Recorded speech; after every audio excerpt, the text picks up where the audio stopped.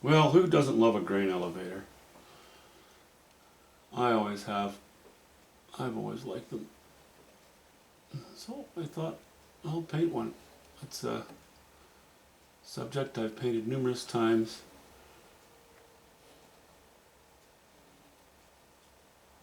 I used to do some work on them. Used to be on a crew years ago. And I found it pretty interesting. I was a young guy at the time.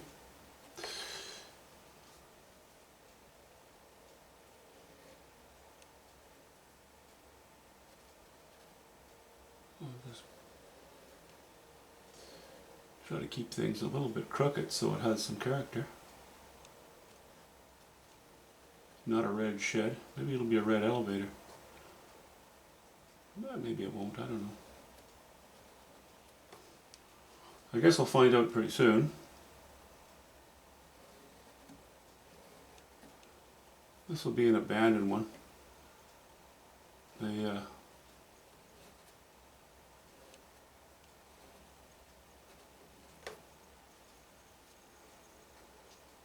typically a grain elevator, even these older ones, they'll have all kinds of machinery bejeweling the outside of it, and of course that equipment all serves a purpose.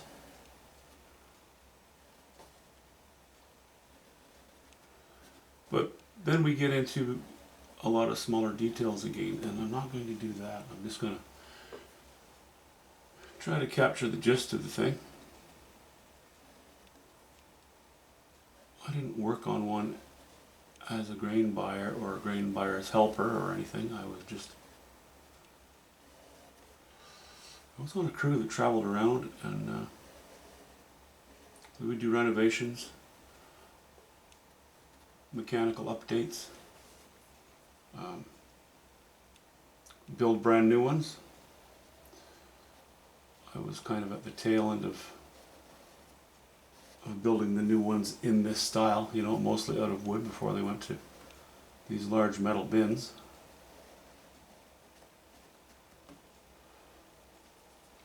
They call them elevators and not mills, because they didn't mill anything. They didn't mill any grain. They simply stored the grain.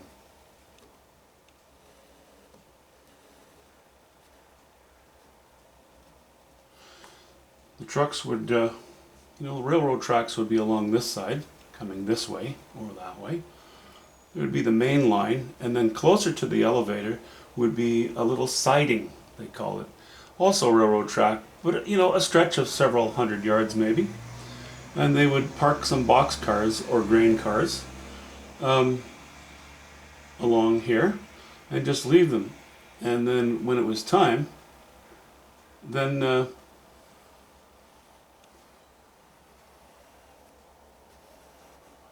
grain would be loaded onto the box cars and shipped off to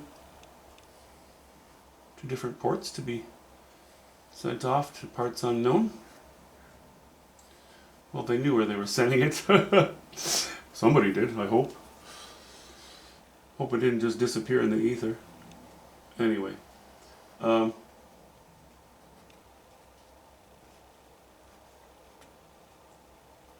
Yeah,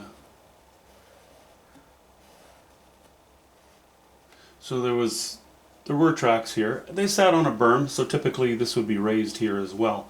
But that's long since gone. They shut those down years ago. But on this side, there's the driveway, and the trucks would pull in into this opening, through this door, and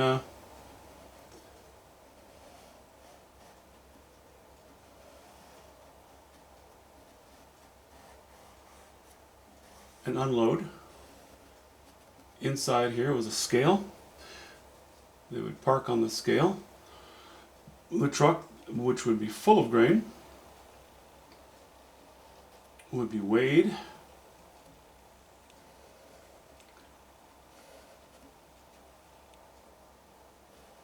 And the grain buyer, or elevator manager, whatever you want to call them, It would take samples of the load, and they would grade the grain as to the quality, moisture content, etc. Then the truck would dump its load into there were grates on the scale, so it would dump its load into a hopper below here, underground, well, below the surface, and from there the grain would go through down a chute to another area that contained a conveyor belt, a vertical conveyor belt. We called that the leg. It might have one, might have two belts. It really depended. It was kind of dependent on the individual grain elevator.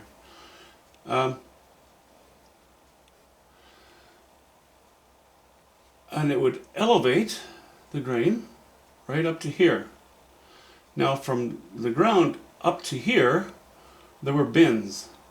The entire elevator was almost made of bins. On this side and on the far side, not usually in the middle. In the middle there was an alleyway, because they would need to walk from this area through to the back to do the work in the back of the grain elevator when they were loading boxcars. So it would elevate it, and up here there was a distribution saucer. They could move it around. They could pick which bin they wanted to put the grain in. And then it would be dumped into the bins and it would be stored until such time as it was ready to get moved along. That's in a nutshell. There's more to the process than that, but not much point in getting into that. I'm just going to give myself a bit of a strange line here. And I think you might see this come in. The purpose of this will come in later. It'll have to do with the way the light's going to fall on the thing. That's kind of the plan anyway.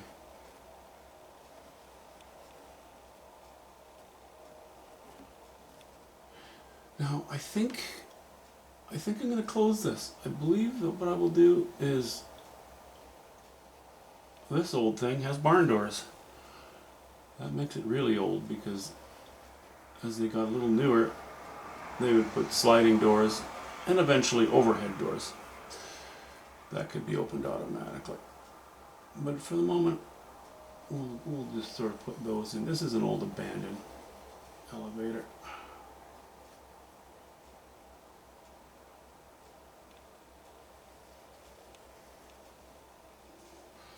We'll put in a horizon there. And maybe some distant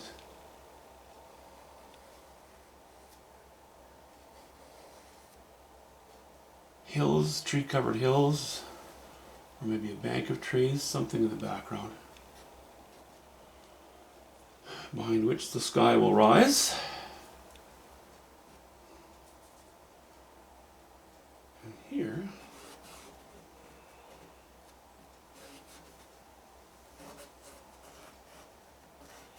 let's just give the notion of the land dropping down a little bit. Okay, just a bit of an indicator.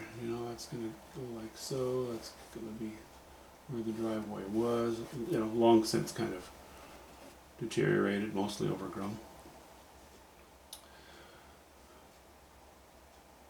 So I don't know that I'll draw much more in the way of lines on here.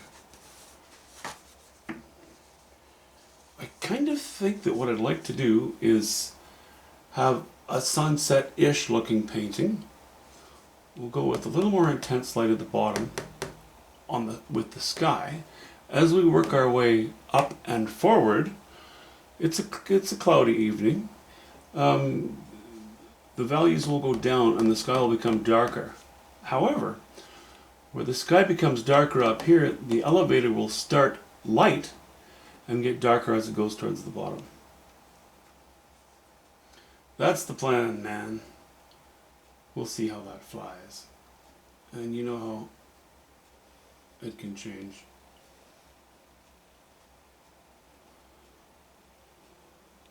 Let's see, let me just do a double here. There was always a fascia on these. I don't know, probably years ago it came off, but we'll just put it in there for the time being.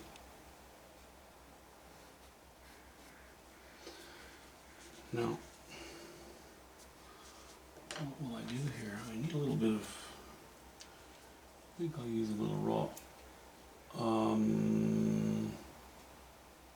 Should I? Yeah, I'll put a hint of raw umber on my palette. Just where I wash in the grain elevator, I like to dirty it up a little bit. I think that we'll go towards purples, I think. But the roofs, these two bits, and maybe the fascia, maybe the doors as well, will go in the direction of a green-ish, but I want it to be a low value. Now, I know this is just a wash-in, but you may as well start with your approximate colors that I'm going to ultimately use.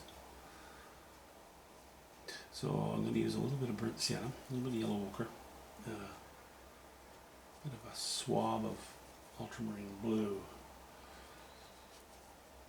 I don't want to use cobalt blue because I don't want those roofs to be too green looking. Maybe, not fresh spring green. I'd really prefer a darker, sort of an army green, I suppose you'd call it.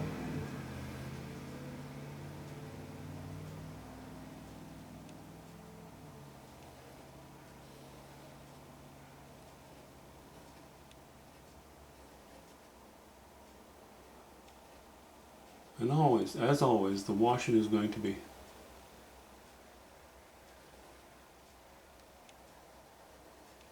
lower value than the actual paint that ends up on there.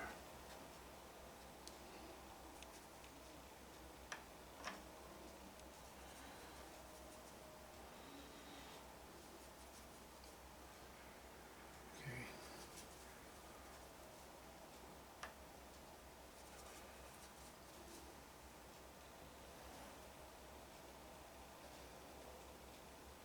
So, this isn't going to be about the technical parts of a grain elevator. As I said, there's much missing off this whole thing. There used to be a big door in the back with a dock that could unfold from the building. They'd fold it up against the building to get out of the way when they were pulling the box cars away. But then when they were loading the box cars, or the grain cars, they would unload the dock. That way the person whoever was managing things, could walk right up to the train car itself and manipulate a long chute that came down. Because one of the options for the distribution, and all of the equipment to distribute the grain was from here up. As well as the machinery, the motor that drove the leg, or that drove the conveyor and all that. That was all up here. This is called the cupola, or cupolo. And one of the options was for it to come right out the side of the elevator, down a flexible chute that they could lift up and dump it into the top of the car. Well, there were numerous ways. There were numerous types of cars at that time, actually, of train cars. So that's why that was flexible, so they could sort of maneuver things, fill the car up from there.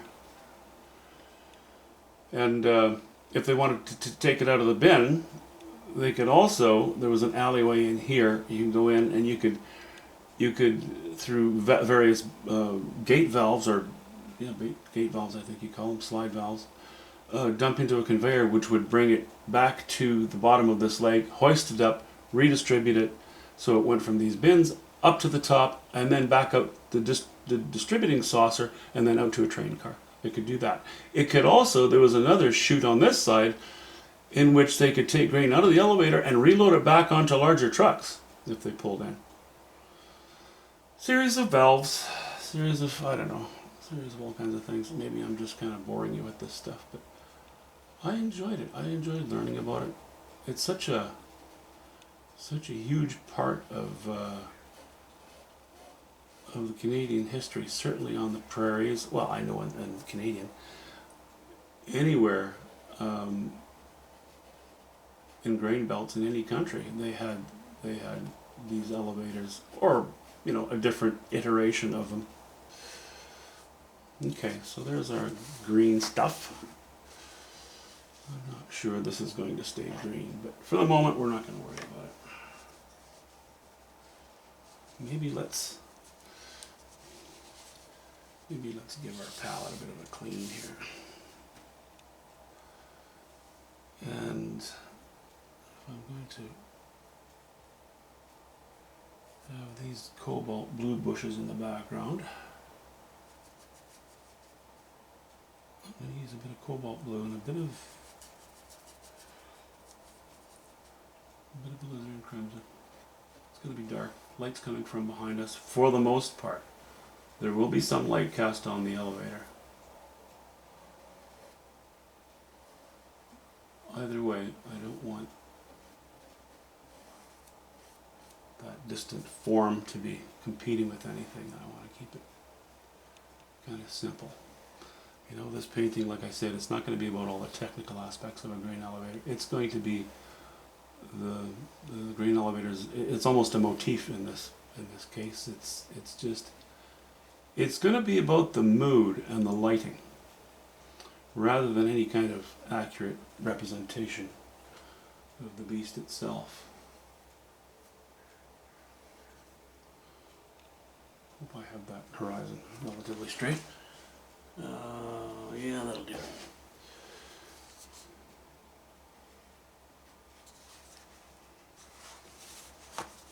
Alright.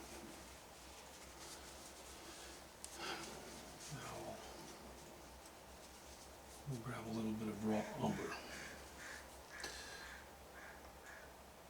And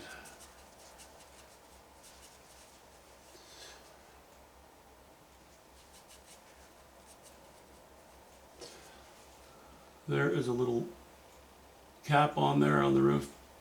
You could remove it again for working on the motor, or lifting or removing the motor, or doing work to what's below it, the leg, the conveyor.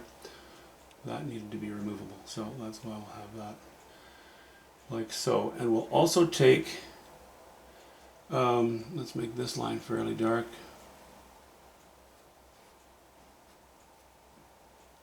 Let's add just a touch of yellow ochre to this, to the field behind here. This sort of nondescript area.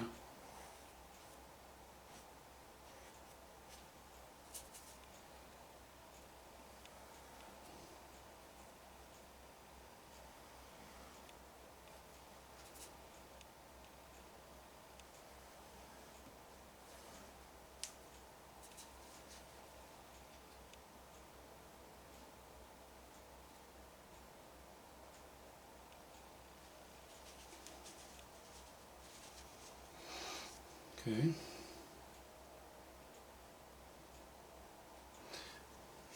Let me just give my, well, actually, no, that's too purple. Sorry, muttering to myself here again. Rambling. Which I do mentally. And audibly as well, obviously.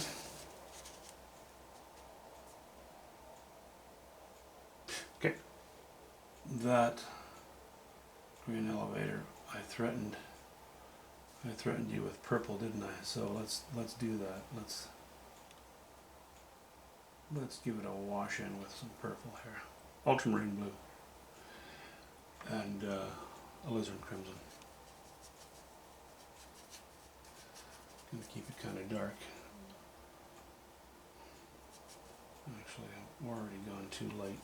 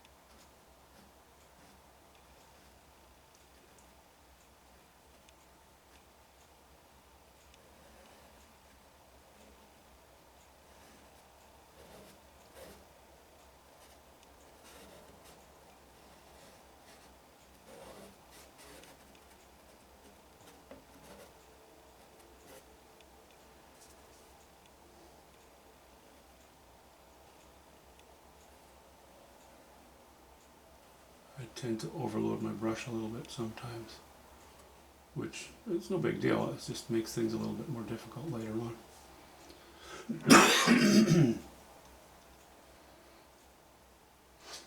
Okay, let me just put a little more alizarin crimson and a hint more white in my wash here.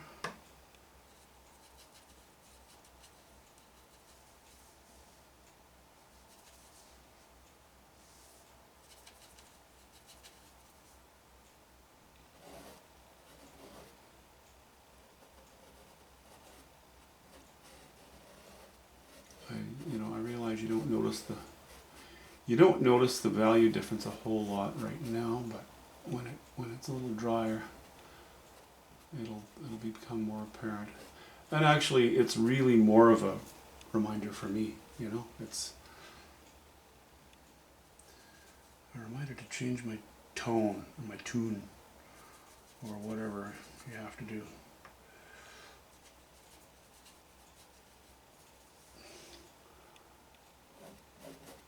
Okay, that's a hint warmer.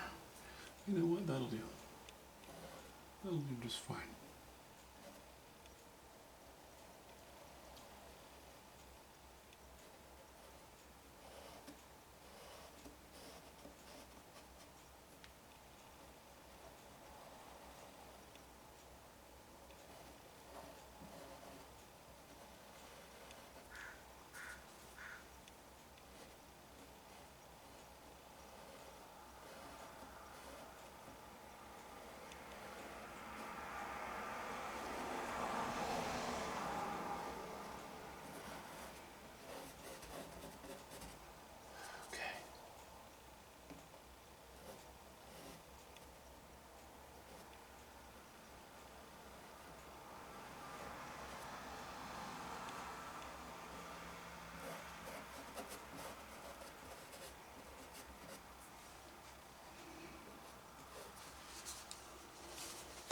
All right.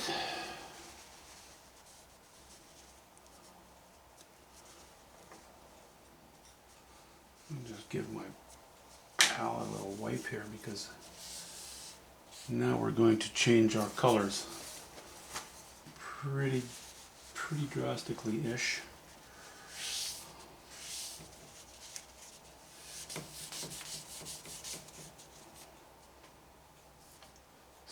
I realize that if I use the word drastically, I probably shouldn't use it in conjunction with the suffix ish. But then, I live on the edge. I'm a renegade, don't you know? All right. Ultramarine blue, cobalt. No, ultramarine blue, yellow ochre.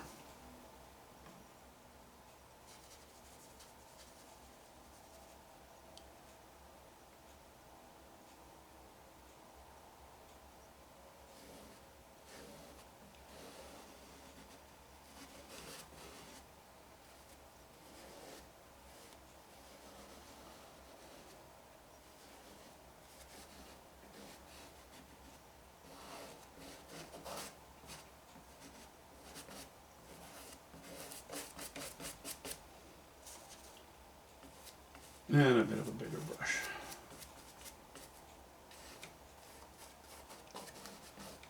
That's a little greener yet. A little colder green. That's good. We want cold. We don't want a lot of attention on this right here. Maybe I'll just touch it with a bit of raw umber.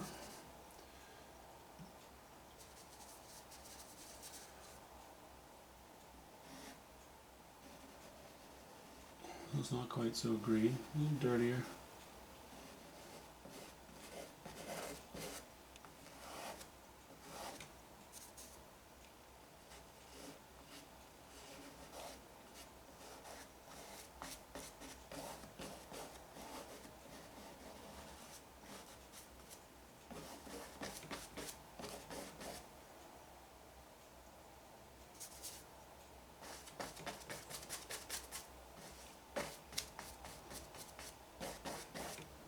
Bit more of a scrubby dub brush there.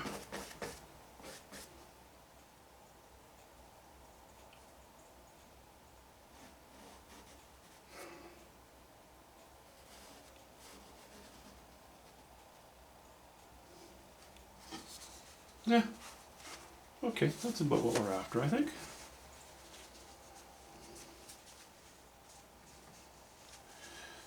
Okay, give my mixing area another little wipe here. All right, now we talked about lighter at the bottom. I'm not going to go as light as it will be at some point, but I will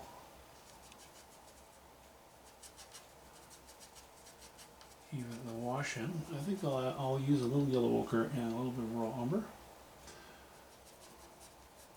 Sort of what I have here, but a higher value, and I'm going to start right off the bat with a higher value.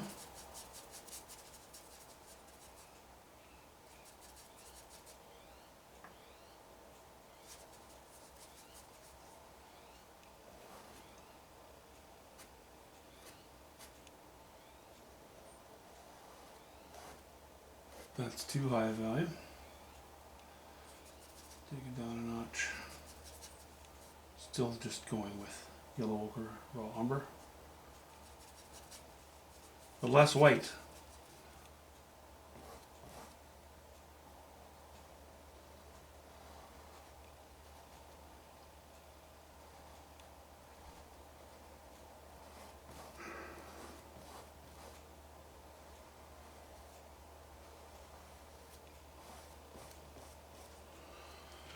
And a little fleck of something in there, stuck to the canvas. There, now it's stuck to my painting pen.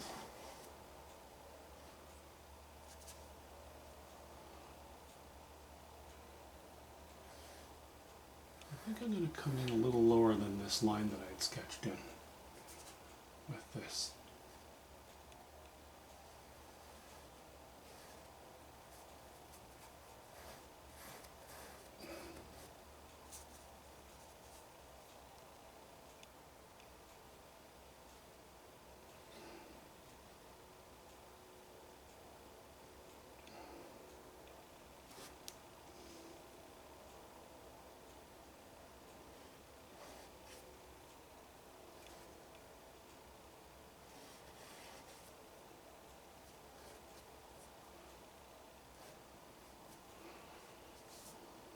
Yeah.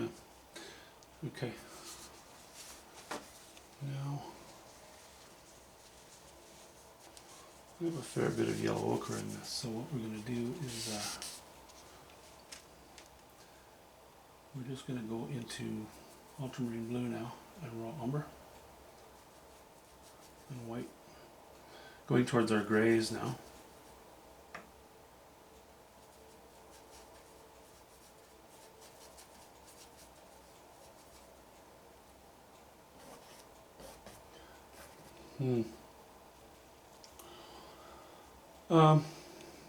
Yeah, that's okay. That's gonna do just fine. Now we'll go up to about here.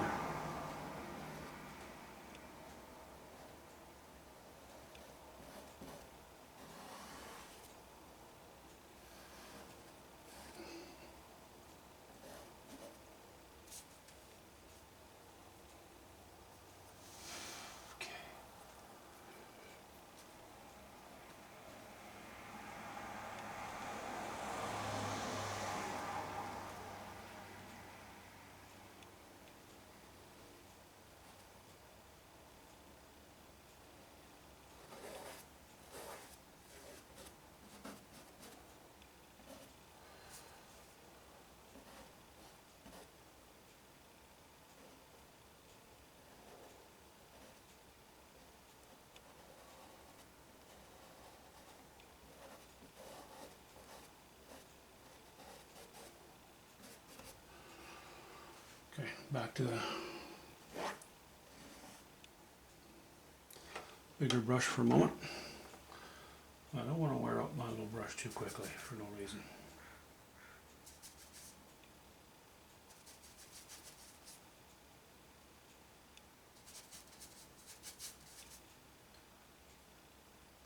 This canvas is good, but it's it's a little on the rough side, a little bit.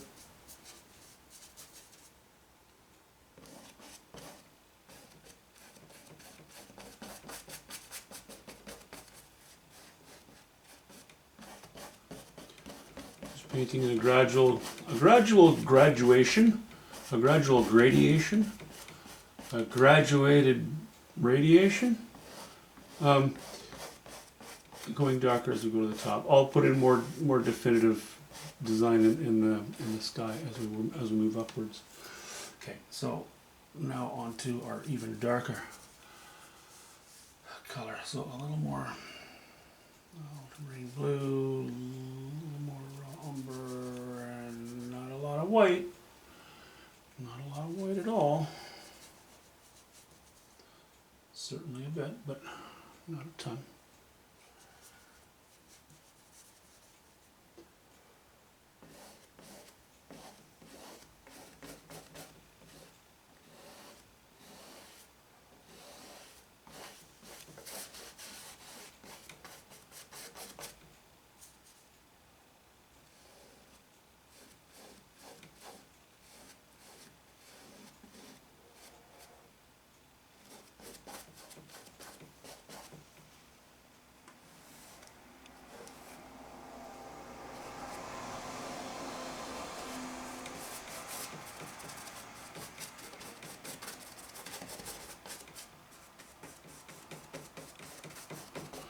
Yeah, I like that, nice and dark.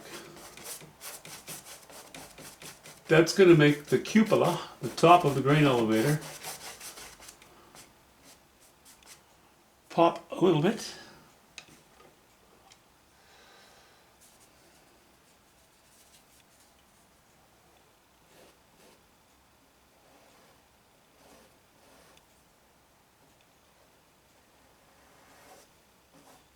It's a little bit light. I'm not worried about it.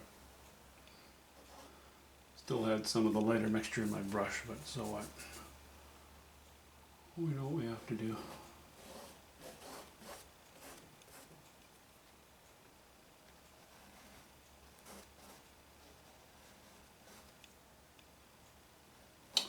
Remember, the washing is just your guide. It would be a big sin if I had gone way too light up there, but I haven't. I think it's okay.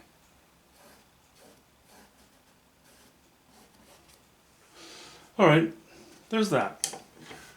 Now, I don't want to go into that while it's wet, because I would like to have some fairly direct strokes, and you don't get direct strokes. Your strokes are always always a little smudgier, you know, if you go in painting wet and wet. So we'll let that dry up a little bit, and then we'll, I guess the first thing we'll be doing is getting into the sky and attacking it. Talk to you soon.